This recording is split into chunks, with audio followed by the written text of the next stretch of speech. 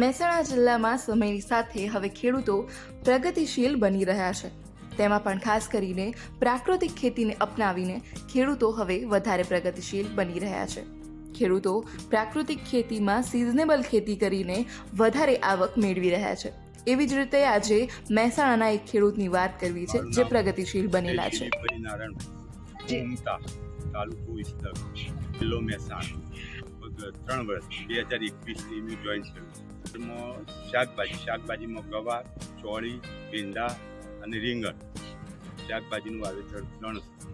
બાગાયતમાં ચીકુના છોડ છે, લગભગ 20 છોડ લીંબુડીના છે, જામફળીના 2 છોડ છે, પપૈયાના છે અને બીજી ફરતા બે ઓબા છે. એમ કરી બધા ફરતા 5-6 બાગાયતી પ્રકારના છોડવાઓ છે. ફાયદો જોવા પહેલો તો એ કે જમીન બિલકુલ બગડતી નહીં, એટલે ખાતરના બિયારણના બીજા ખર્ચાઓ દેશી ખાતરના એ પ્રાકૃતિક ખેતીમાં થતા નથી. જ્યારે જ આપણે ઘરની ગાયનું જીવામૃત બનાવીએ છીએ એમાંથી પૂરું ખાતર મળી જાય છે અને ઘન જીવામૃત આપણે છોણમાંથી અમે ગાયના છોણનું ભેગું કરીને ઘન જીવામૃત બનાવીએ એ પહેલું આપી દઈએ છીએ. ડીએપીની કોઈ જરૂર પડતી નથી.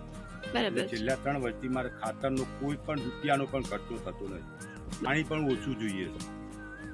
એટલે પ્રાકૃતિકમાં અને વેચાણમાં પ્રાકૃતિકનું જ્યારે નામ પડ્યું તે ગામના તમામ શાકભાજી ઘેર આવીને મારા ઘેર આવીને લઈ જાય છે.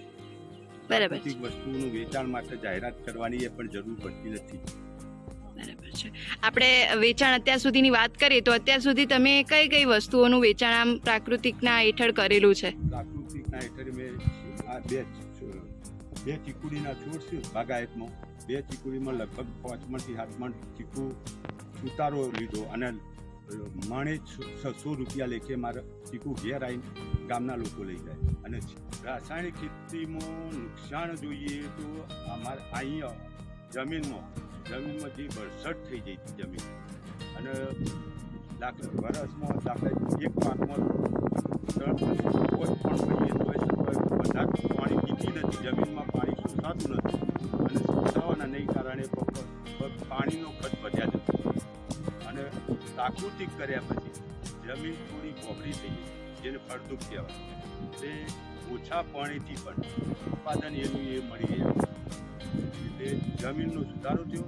અમારે મહેનત પણ ઓછી કરવી, કારણ કે ખાતરો બીજું બધું નાખતા હતા તે જમીનમાં નિંદામણ છે, હાસ નાશ એ જમીન બરસટ થઈ. અને હવે આ છેલ્લા 3 વર્ષ કરવા માટે જમીન આપણે જોઈએ તો કોકરી થઈ જાય અને માટીનો જે ઢેખાડો કહીએ એ ઢેખાડો છૂટો પડી જાય. ક્ષારનું પ્રમાણ ઘણું ઓછું છે જમીનમાં.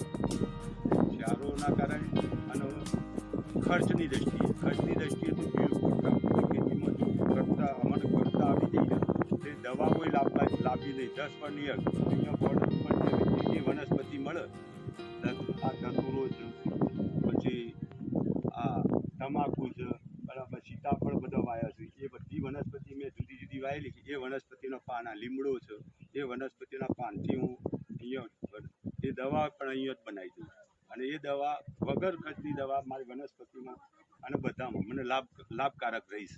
એટલે હું 12 માસ આ રીતના બધા ઝાડવાના પત્તા લાવી અને હું આ 10 પરની અર્ક ટાઈપ હું બનાવી દઉં છું અને એના કારણે મારે રોગ જીવાત આવતી નથી.